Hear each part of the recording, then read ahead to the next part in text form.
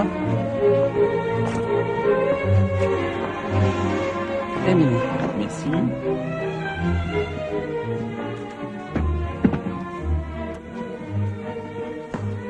C'est à vous. Bonjour. Bonjour, asseyez-vous. Vous appelez comment? Émilie Muller. C'est votre vrai nom? Oui. Vous êtes comédienne? J'ai joué un petit rôle une fois au théâtre, il y a très longtemps, mais on ne peut pas appeler ça comédienne. C'est tout? Oui. Pas de film? Non, jamais. Des auditions? Non, c'est la première fois. Pas d'école? Pas de cours d'art dramatique? Non, je suis désolée. Comment vous avez appris qu'on cherchait une comédienne? C'est une amie, elle voulait que je l'accompagne. Elle a beaucoup insisté, puis finalement c'est elle qui n'a pas venu. Et vous êtes venu quand même? Oui, à cause de l'histoire. Enfin, le scénario. Cet homme coincé dans une pièce et cette femme qui court le monde de sa place, ça m'a beaucoup touchée. Est-ce que vous pourriez me montrer ce qu'il y a dans votre sac à main? Dans mon sac. Oui? Mais Vous ne voulez pas? Allez-y, allez-y. Ah si, d'accord. Vous trouvez peut-être ça indiscret? Non, non, pas du tout. En fait, vous voulez que je vide mon sac? Je fais comment? Ben, vous tirez un objet au hasard et puis vous me racontez ce que ça fait dans votre sac, ce que ça vous évoque. D'accord, on va tourner. Tout le monde est prêt? Moteur? Ça tourne. Allô? Émilie Muller, première. Bon, j'y vais là. Vous savez, il n'y a rien d'extraordinaire. Porte-monnaie. Un poudrier. Ce matin, en venant ici, j'ai traversé un marché. Il y avait des fruits de toutes les couleurs et des pommes. Des pommes rouges et vertes. Comme je m'étais arrêtée pour les regarder, le marchand en a pris une et me l'a donnée, voilà.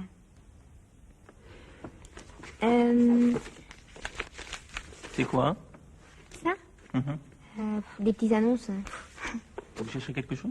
En ce moment, rien, mais ça m'arrive de chercher du travail, oui. Quel genre de travail? En fait, j'en change tout le temps.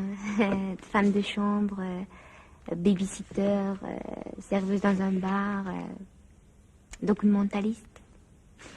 En ce moment, je suis correctrice dans une maison d'édition. Ça me plaît beaucoup. Le défaut, c'est que dans un texte, je ne vois plus que les défauts, justement. C'est fou quand on est un peu curieux ce qu'on peut trouver dans les petites annonces. Hein. Et puis, je trouve que c'est tellement formidable de savoir que quelques mots dans un journal peuvent changer une vie. J'aime bien lire les annonces de maison aussi parce que je rêve d'avoir une maison à moi. Ou pas grand-chose, une petite maison tout au fond d'une forêt, ça me suffirait.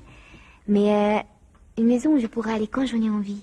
Où je pourrais amener des amis, où l'on pourrait boire, écouter de la musique jusqu'à très tard dans la nuit. Quand je lis l'annonce d'une maison, j'imagine aussitôt la vie que je pourrais y mener. Parce que, bon, une maison, c'est forcément le début d'une nouvelle vie. Je veux dire, avec des odeurs différentes, des couleurs nouvelles. Ou alors la solitude totale. Rien, personne à qui parler. Je rêve de ça quelquefois. Ça vous fait pas peur? Non, pas du tout. Très tôt, mes parents m'ont appris à rester seule. Ils me laissaient des après-midi entières avec un livre, oui. Mais j'ai pas le souvenir d'avoir eu peur, non, jamais. Ah, une bague. C'est un très vieil ami qui me l'a donnée. C'était à sa mère, qui est morte. J'ai jamais pu la mettre. Pourquoi? C'est trop lourd à porter. Un billet d'avion. Un vieux billet? Non, un billet neuf. Qu'un ami m'a envoyé.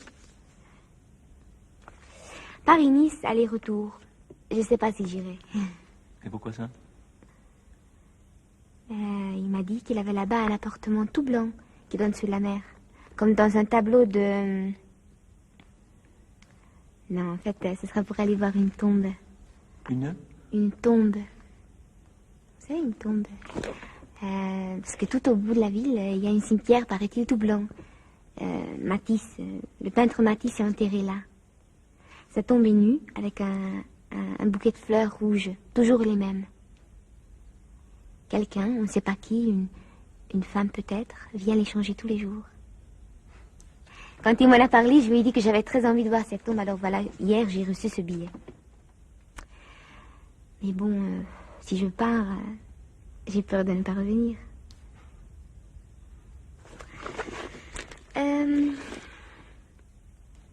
Un petit carnet pour noter.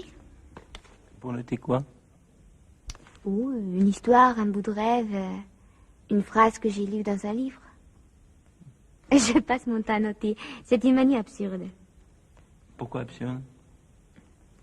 Parce que ça ne sert à rien. Ce qui compte vraiment, c'est inutile de le noter, on s'en souvient. Et c'est votre journal aussi? Ça? Oui.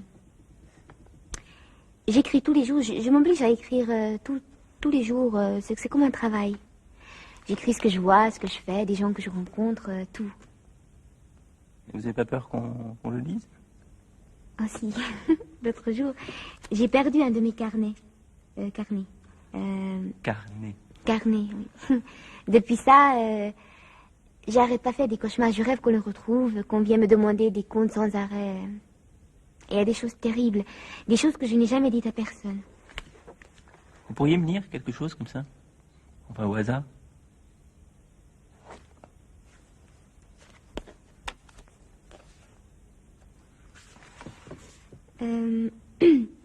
Lundi 7 juillet.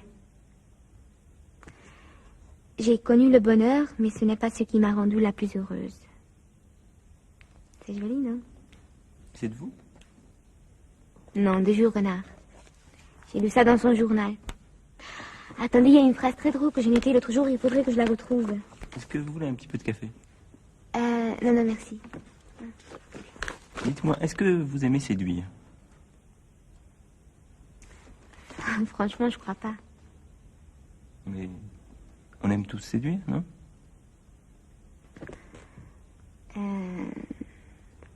C'est moi, c'est plutôt le désir de l'autre qui me séduit. C'est-à-dire? Oui, dès qu'on me montre un peu d'intérêt, un peu d'attention, je n'y résiste pas. Je voudrais faire autrement, mais je peux pas, c'est plus fort que moi. Mais les hommes doivent en profiter, non? Alors je les laisse tomber. C'est très inattendu parfois. Par exemple? Je sais pas, il peut souffler d'un mot, d'un geste. Pour eux, c'est sans importance, mais pour moi, c'est suffisant. Ça suffit pour que je me rende compte qu'il n'y a rien de commun entre nous. Et après, vous les revoyez plus? Ah non, ça je peux pas. Les gens que j'ai aimés, je cherche toujours à les revoir. J'ai toujours besoin de savoir ce qu'ils font, ce qu'ils sont devenus. Même si je les vois pas pendant des mois, c'est le fait simplement de savoir qu'ils sont là, quelque part. Que là où ils sont bien et qu'il suffit d'un signe pour qu'on se retrouve. Vous pouvez pas imaginer, c'est important. En cherchant à effacer quelqu'un de sa vie, c'est finalement un peu de sa vie qu'on efface. Et puis, la vie fait déjà tout pour séparer les gens, alors...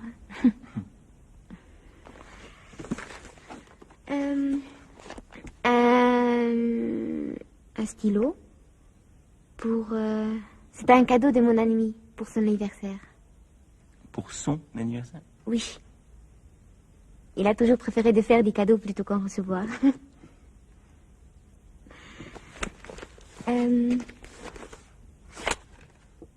Une carte postale d'une amie. Ça fait très très longtemps que j'avais pas eu de ses nouvelles. Elle vit au Brésil, à Sao Paulo. Depuis 5 ans, elle est bonne sœur. là, elle m'écrit pour me dire qu'elle a tout abandonné et qu'elle vient de se marier avec un prêtre. Si je pouvais, je prendrais le premier avion. Il reste des choses? Qu'est-ce qu'il y a encore Oui. Une carte de bibliothèque, une carte de donneur d'organes. De quoi? Ah oui, de donneur d'organes. Si je meurs, je fais don de mes organes.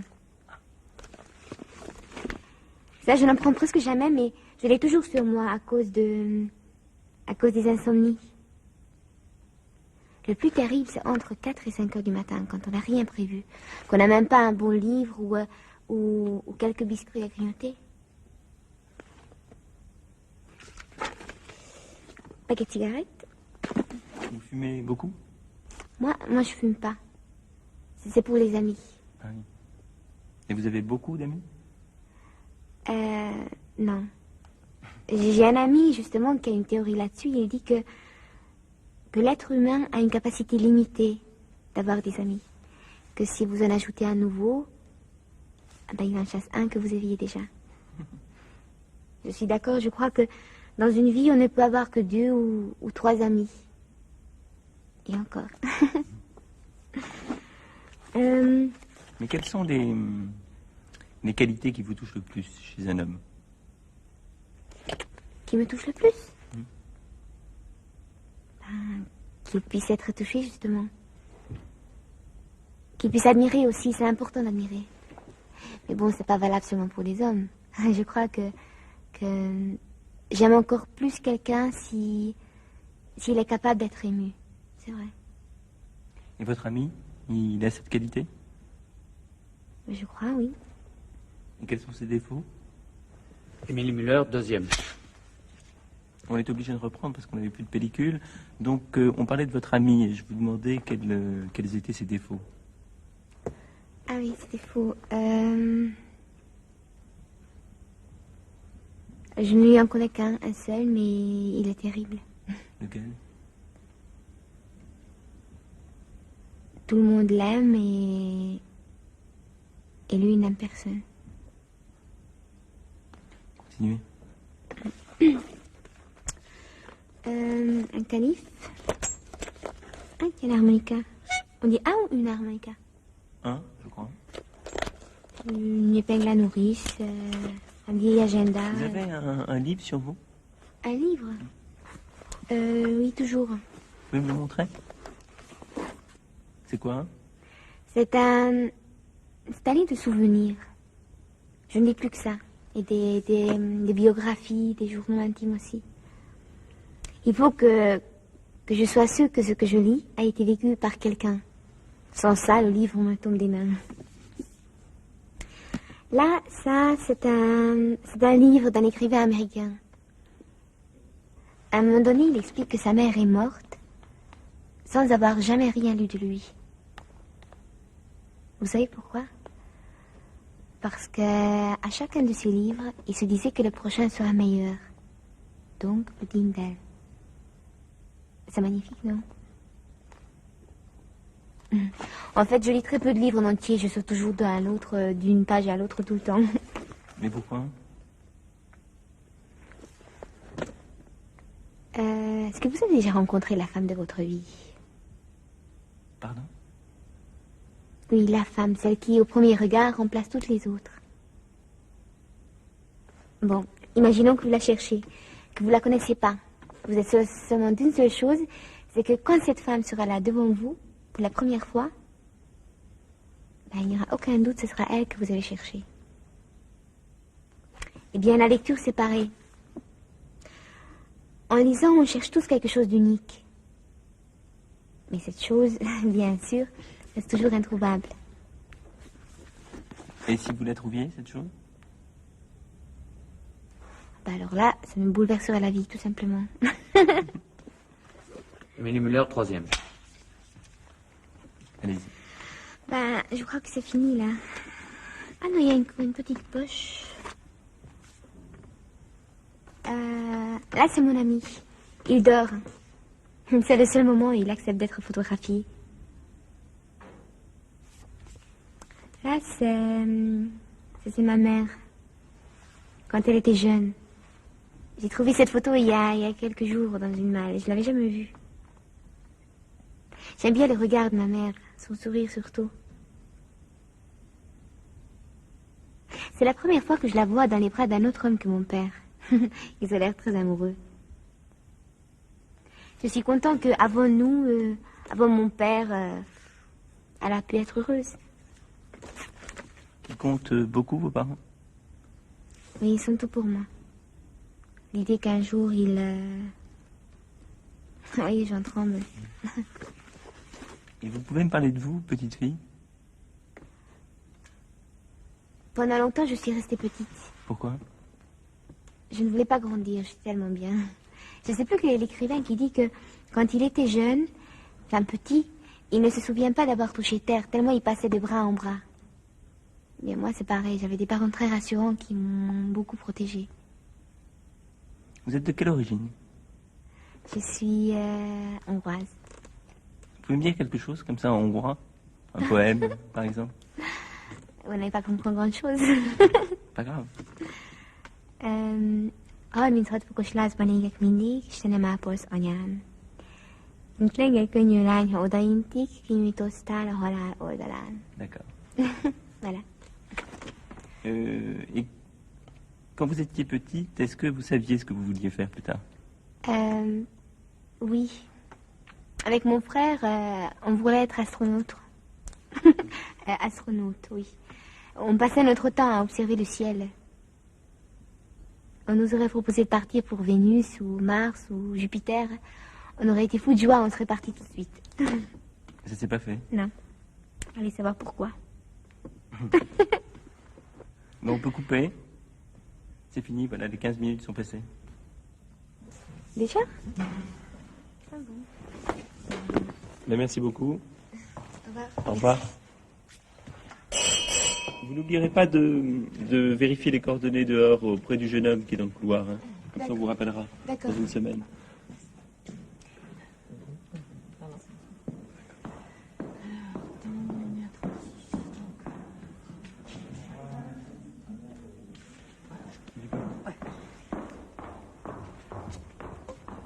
Est-ce que je pourrais avoir un petit peu d'eau, s'il vous plaît? Parce que là... Il nous en reste 4. Tu veux la suivante maintenant? J'aimerais bien faire une petite pause, là. Ouais. Ouais. Donc tu leur dis que ce sera pas long? 10 minutes, un quart d'heure? Ouais, ok. Bah, je vais les faire patienter. Merci. Bon, je vais en face, hein. Hé, Olivier! Ouais. Elle a oublié son sac, Émilie. Tu la rattrapes tout de suite? Oh, mais ce sac-là, mais c'est pas Oui, le sien. hein. oui. Attends, Olivier, on vient de tourner avec. C'est pas le sien, je Comment t'assure, ça, elle c'est avait pas pas le de sien sac. Mais c'est le sac de qui, alors? Alice? Alice? Oui, Alice, dis-moi, c'est à qui ce sac? c'est le mien. Non. Mais si, c'est le mien.